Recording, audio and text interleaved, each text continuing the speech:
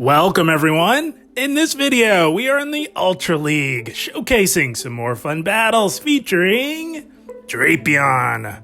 Drapion, slowly becoming one of my favorite Pokemon to run in the Open Ultra League. That is because it is extremely versatile in this meta, guys. It only has one weakness, and that is ground type damage, which makes it quite formidable. And of course, with its unique typing of Dark and Poison, has a lot of broad coverage on most of the meta in the Open Ultra League. Of course, with the Dark type Crunch, you can really fight back against the strong Psychic and Ghost types. And having the hard-hitting Sludge Bomb, you can really punish those Charmers that we often see. And also on this team, we've got Kanto Muk on the Safe Swap. Another very versatile Pokemon with very broad coverage in the meta. Its moveset is what gives it the broad coverage that can often be quite crucial in this meta. With Thunder Punch, you can really punish the water and flying types, and you've got Dark Pulse to really hit hard on the ghost types. And speaking of ghost types, we've got Jellicent on the lead with this team. Jellicent proves to be a very powerful lead option in the Ultra League, as it has winning matchups against many of the more common leads that you run into in the Ultra League. Of course, that being Swampert, Walrein, and of course that flaming bird of terror known as Talonflame. But guys, I had a blast with this team, and before we dive into the featured set of the video, we're gonna have a look at some bonus battles that I thought were tons of fun. And here we go, picking up a very awkward lead and Surfetched. Of course, 9 out of 10 Surfetched will be running the Leaf Blade, which can hit us for super effective. So we go into Muk, and they bank some energy and make a play into Walrein. This is why Kanto Muk is quite versatile, guys. It has very nice coverage. And of course, we can hit this Walrein for super effective damage with our Thunder Punch. And our Poison Jabs with Stab really add up on the large cuddly walrus here in front of us. And they did build up to a potential Earthquake, which could do a lot of super effective damage, but they bait with an Icicle Spear, but that's okay. We know that this next move is just another Icicle Spear, and we're going to look to farm the large cuddly walrus right down and really load up on some energy. We are down a shield, but we did flip switch advantage, and we can align our Pokemon appropriately. They come in with a Trevenant. So we're going to look to bait, hoping that they might have lost track of our energy, and they do shield. That is amazing. Of course, a Dark Pulse would have done loads of damage to Trevenant, as Trevenant is not known for its bulk. And now we will go for the Dark Pulse and do lots of damage, or grab a shield like we did there. It looks like they're going for the full farm down, and that is quite all right, guys, because we got a Drapion in the back, chomping at the bit to get at this Trevenant here. Gonna no shield the potential Shadow Ball. Doesn't do a whole lot. It is resisted at the end of the day, and they make an aggressive play back into Surfetched.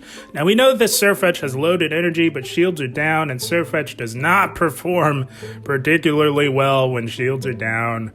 What the play here is to soak all this damage, have the Surfetched throw both of its Leaf Blades, and then look to come back in with our Jellicent, taking advantage of the misaligned switch timers. We're thinking we can get ahead on energy, and if we can get close enough to a Shadow Ball, we're thinking it's just about lights out for our opponent. And of course, the Trevenant does have a move, but we have a shield, and we can shield whatever this is. Happens to be a Seed Bomb, and we are just one hex off from the Shadow Ball. I'm thinking this is going to do loads of damage as we say bye-bye to the Trevenant, and Jellicent coming in clutch in the end there, closing the game strong. That's going to be a good game. Well played to our opponent. This was proven to be quite a solid team for the Ultra League. Very consistent overall, as we are met with a nice shiny Giratina Altered on the lead. It is running Shadow Claw, so that is slightly worse for us, as they are doing super effective damage to us with the Shadow Claws, and they do go for a Shadow Sneak, and looks like they tried to catch a double resisted Shadow Ball onto their Shadow Snorlax, and we're not falling for that, guys. We're just going to debuff it as we make a play into Kanto Muk. Now, you can make a strong argument that we could have made a play into our Drapion, but we want to save that Drapion for the Giratina, as it has a stronger matchup So we go into Kanto Muk, and getting off that debuff really helped out a bit. So it allows us to hang into this matchup a little longer. Excuse me, as we did get off that Dark Pulse. And we're just going to tank everything from the Snorlax, and we're thinking we can maybe farm down. This is a shadow at the end of the day, so they are taking 20% more damage, and we do farm down, and we were able to absolutely load up on energy. So we did show Dark Pulse, so we may be able to grab a shield from this Giratina, and we do. That is amazing. And we're going to try our very best to get to one more Dark Pulse. Kanto Muk coming in clutch on the safe swap, getting to another Dark Pulse. And if they let this go through, it'll do a decent amount of damage to the very tanky Giratina Altered. And flipping switch with our Muk was key in this battle here, as we are now able to align our Drapion onto the Giratina here. And they make an aggressive play into a wall rain, so we're going back in the Jellicent. Our Jellicent is pretty low. That Giratina really put in work on us in the opening of the matchup. So we're going to try our best to get off some big damage with the Shadow Ball on this Walrein here. We really need to chip this Walrein down to get it within a manageable health range for our Drapion. And they're just going to go straight Icicle Spear here. So we will shield up one of these Icicle Spears and look to get off the Shadow Ball. We really need this chip damage. And we know that the switch timer is just about coming up, and we know that we have loaded energy on our Drapion. So as soon as that switch timer comes up, after we get off this Bubble Beam, we're going to look to combo play. We know that we don't quite have a move, but we know that this Walrein is over farming by quite a bit, and we do get to the Sludge Bomb. This is going to be KO in the large cuddly walrus here with the combo play, and this will essentially seal the deal, as Giratina does not do very well up against Drapion, especially when it is up a shield. That's going to be a good game. Well played. Starting things off with a bang with a couple of fun bonus battles. As we move into the featured set of the video, we are met with yet another Giratina on the lead. The question is, what fast move is it running? It's running Dragon Breath, so slightly better for us, as they are not hitting us for super effective damage with the Shadow Claws. So we're just going to look to go for the big Shadow Ball right off the bat, and they let it go. That is amazing. They've probably been baited a few too many times by Jellicents on the lead, so they do let that go. And we will tank the Shadow Sneak as well. And now at this point, we're going to look to bait with a Bubble Beam. I like going for the Shadow Ball right off the bat when shields are up, as they're not likely to shield it, and they do no-shield the Bubble Beam.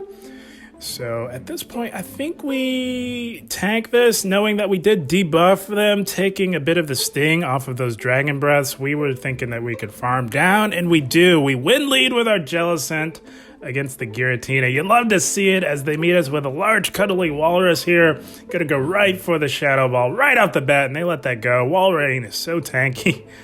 That Shadow Ball did not do as nearly as much as you'd like to see, but we do come in with our Kanto Muk, and we do get to a Thunder Punch, and they do shield. That is amazing. So we have to play this carefully, knowing that we have two poison types left, and knowing that this Walrein can absolutely hit us for super effective.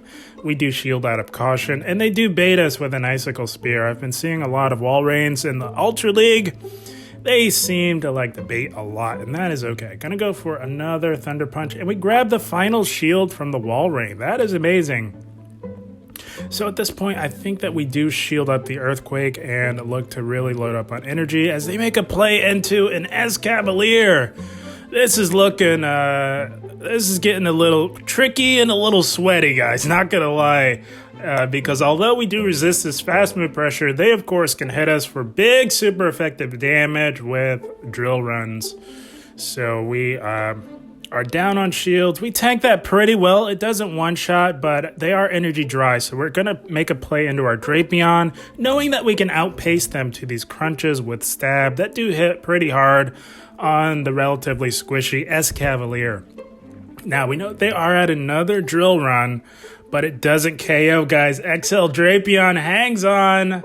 Tankier than you would think, allowing us to get to another crunch. And we thought that they could have potentially tried to catch the move, but they don't. So we take out the Escavalier. And we're going to look to get to another crunch, but we can't quite get to it before the Walrein farms down.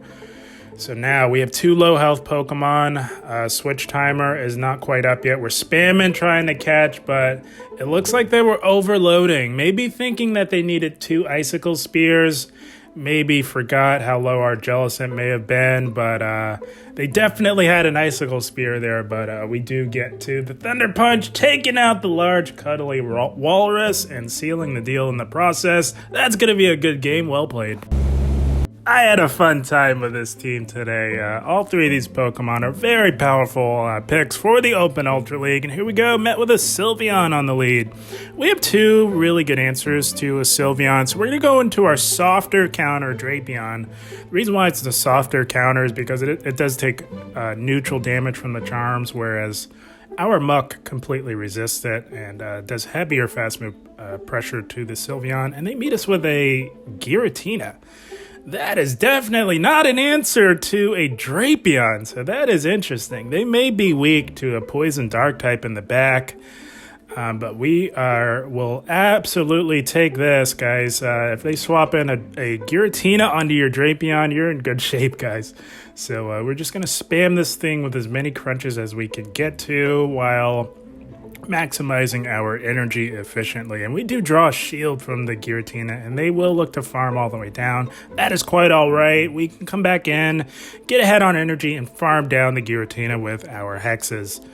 Gonna tank whatever this is, most likely just a Dragon Claw. I think that they were just shy of a Shadow Sneak, and we do farm down the Giratina, and of course they come back in with the Sylveon. So what we're going to do is look to really get some nice chip damage off on this Sylveon, and they do tank it knowing that they can, but they kind of fell into our trap because we wanted to get that chip damage off before making a play into our Kanto Muk, and they meet us with an Obstagoon. Very interesting. This is beautiful, guys. This could not be working out better for us, as our Jellicent wants nothing to do with an Obstagoon, of course. And we will shield up the Night Slash. Or we actually tanked the first one, but at this point, we want to keep our Muk relatively healthy. So the next couple of Night Slashes, we will look to shield as we look to go for a Thunder Punch. And between Poison Jabs and Thunder Punch, it's really starting to chip away on the Obstagoon. Obstagoon is quite bulky in the Ultra League. Now, we are going to look to overload a little bit. But what we should have been aware of is that the Sylveon is very close to a move or has one already, and they did. So giving up that last shield was a little rough for us. Kind of lost track of that Sylveon's energy, and we pay for it by getting hit with a super effective Psyshock. But we're thinking we're in a good spot, guys. Landing that Shadow Ball earlier on the Sylveon really proved to be quite helpful, as this Sylveon is quite low. We do draw the last shield with a Bubble Beam, and that Obstagoon was pretty low. We were going to get to another Bubble Beam and take it out, and they knew that, so they conceded the match. That's going to be a good game. Well played. So as you can see, guys, this team is quite effective in the Ultra League, and it's a lot of fun, guys. Very fun team as we pick up a somewhat positive lead in Walrein. Walrein is just so powerful that neutral matchups just seem a little bit more difficult than they should be when they're up against a Walrein. But we can hit this Walrein pretty hard with our Shadow Balls, and of course we are resisting this fast move pressure. I like to shield up the Earthquake, the first Earthquake for Walrein, because they rarely bait on that first one, because especially if you're a Jellicent, because they know that Jellicent's tanky and most battlers will not shield it. And we did look to bait there, so it looks like they're not looking to necessarily win lead, or else they would have shielded up the potential Shadow Ball. And because we wanted to Bubble Beam them to debuff the next Earthquake, as we did intend to let the Earthquake go through. And at this point, we're just going straight Bubble Beam. This Walrein is not shielding anything, and they make an aggressive play into an Armored Mewtwo. So we're hitting this thing with a Shadow Ball as we dip into our Drapion. Drapion is an excellent answer to an Armored Mewtwo, as we are single resisting these confusions because Dark does double resist while the poison takes super effective, making it single resisted. And we can of course hit this Mewtwo for super effective crunches, and we're going to go for the first one. If they let this go, it will KO, and we do still have residual energy. We were really making it a point to overload on energy because Drapion with loaded energy is quite overwhelming, even in the Ultra League. And they meet us with a Nidoqueen. Very interesting, pretty neutral matchup. Of course, this Nidoqueen can one-shot with a potential Earth Power, but they're not looking to get off an Earth Power because they only built up to a Poison Fang, and we're not shielding that. That's resisted, not shield and resisted damage. And gonna look to go for another crunch on the Nidoqueen, and we did get the defense drop on that first crunch, so that second one did quite a bit more damage. If they want to hang on to this Nidoqueen, they're going to have to shield something at some point, and they do finally decide to shield, and we will not return that shield in kind because this is just another resisted Poison Fang, not shielding that as we make a play back into our Jellicent to clear those debuffs and save our Drapion for a potential sack swap if necessary. And that Walrein had loaded energy, and we're just going to let all this go through and put all of our hope and faith into our Kanto Muk. Probably should have thrown a Bubble Beam there, but that's okay. That is quite all right because this Walrein just dumped all of its energy to get rid of our Jellicent, and we can farm down with Poison Jabs here. Now, we are even on shields, and this Nidoqueen is quite low. This is just about lights out because this Nidoqueen, all it seems to know how to do is throw resisted Poison Fangs at Poison types, and I don't know what they're doing with that Nidoqueen, and I don't think they know either because they had just about enough as they concede the match. That's going to be yet another good game. Well played to our opponent. I think Drapion in the Ultra League might be a little slept on, maybe a little underrated, guys. It's quite strong for reasons like this. We got a Cofagrigus on the lead. You don't see too many of these. That's because it is quite pricey to build a XL Cofagrigus for the Ultra League, and a shiny at that. We did go into Kanto Muk because we can threaten this Cofagrigus with super effective Dark Pulses, and they tried to catch onto a Nidoqueen, allowing us to load up on energy even more. Gonna go straight Dark Pulse, of course, as the Thunder Punches are double resisted with Nidoqueen's ground typing. And these Dark Pulses do really add up on the Nidoqueen, especially seeing that it's a Shadow, which means that it's squishier than the non-Shadow. And the fact that it does hit harder is a factor, and they did take us out with an Earth Power. That is okay. We were completely fine with that because we wanted to come back in with our Jellicent and really load up on energy on this Nidoqueen. It's just a Poison Fang, not going to shield that, and we're going to look to farm all the way down.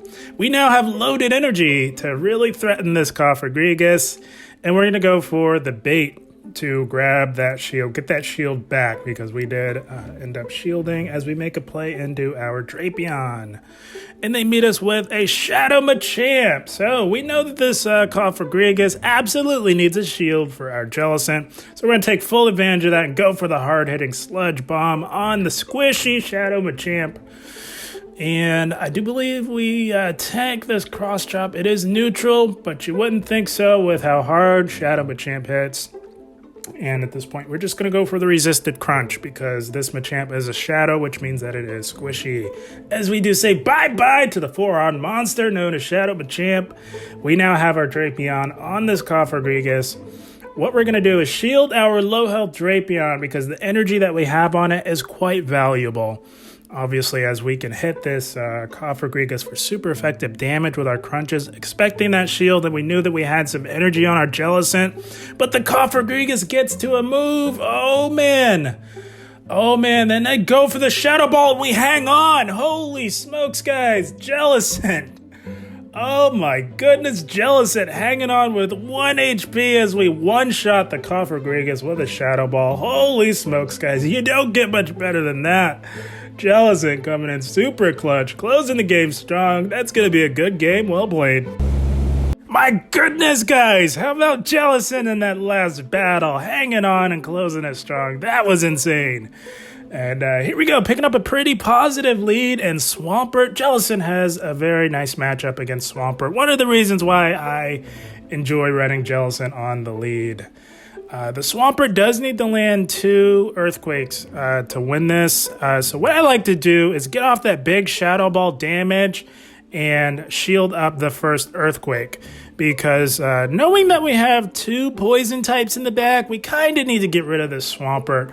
So I will shield up the first Earthquake and then look to get off a Bubble Beam to debuff them on the second Earthquake. And we don't want to go completely down on shields, so getting off that debuff is quite nice. Because we want to also leave this matchup relatively healthy. So we do let that second one go through. Of course, doesn't do as much damage. And we will look to go for another Bubble Beam. Even if it doesn't KO, that is quite alright because it will give us some additional farm. But it does KO, or just about. Holy smokes. Swampert hanging on, going down in the end as they make a play into a Scrafty. So Scrafty can be quite tricky for this team. It does kind of sort of core breaks a little bit. Of course, it does beat Jellicent, and Drapion doesn't have the best time against Scrafty, particularly at a shield disadvantage as we are here. And they make a play into a Nidoqueen. Holy smokes. They've got 2 ground types and a Scrafty on their team. I don't know what they do against Venusaur, but we press on nonetheless. So we are down a shield. And I have a sneaking suspicion that this Nidoqueen will take full advantage of that by going straight for the Earth Power. And we can't go completely down on shields. We are definitely not going to give this Scrafty a 2 shield advantage, guys, because Scrafty with a 1 shield advantage nonetheless can really put in the work in the Ultra League. So we're going to come back in with our Jellicent and just try and debuff the Nidoqueen a little bit. We should have just thrown the Shadow Ball to just fully get rid of it, but we were thinking that we could come in with our Muck and get ahead on energy, but the switch timer was up, so I'm sorry, our Drapion, excuse me. And they do swap out back into that Scrafty, and this Scrafty has loaded energy, guys. Holy smokes, they're about to let him rip with those power-up punches. Scrafty really trying to get that power-up punch train rolling and in full effect as they get off yet another power-up punch. That third one, my goodness, this Scrafty, I think is going to run right through our poor Drapion. Guys, even with a shield, it's the fast move pressure that's really going to do us in. If I may spoil this, guys, if you haven't noticed already, it's lights out for us, guys. When Scrafty gets that power punch train rolling, there are very few things that can hang on and withstand the onslaught of boosted counters that come our way, but we're fighting the good fight here, and I'm going to grab that last shield with a crunch, but it does not matter as the Scrafty just counters us down, and that is quite all right. Good game, well played to our opponent, and that is the team, my friends. I had a blast with this team. Of course, you can't win them all, guys. That is literally impossible in Pokemon Go Battle League. So you just make do with what you're presented with, and we made a lot of do with this team, I will say, guys. Had a blast with it. Very powerful and versatile team to run in the Ultra League. If you guys happen to have access to these 3 Pokemon, it's definitely worth giving a try, as it is quite strong, has a lot of broad coverage on the meta, and can definitely do well and help out with the climb, as it does rack up the wins for sure. So Jellicent on the leads, very powerful. Has a lot of positive matchups on the lead against Pokemon like Swampert, Walrein, Talonflame. It can even hold its own against Cresselia and Giratina. And we've got 2 poison types in the back to help out with the dark type fighters like Obstagoon and what have you. So very strong team, guys. I had a blast. I hope you all enjoyed. As always, I thank you for watching and keep up the grind. Thank you, guys.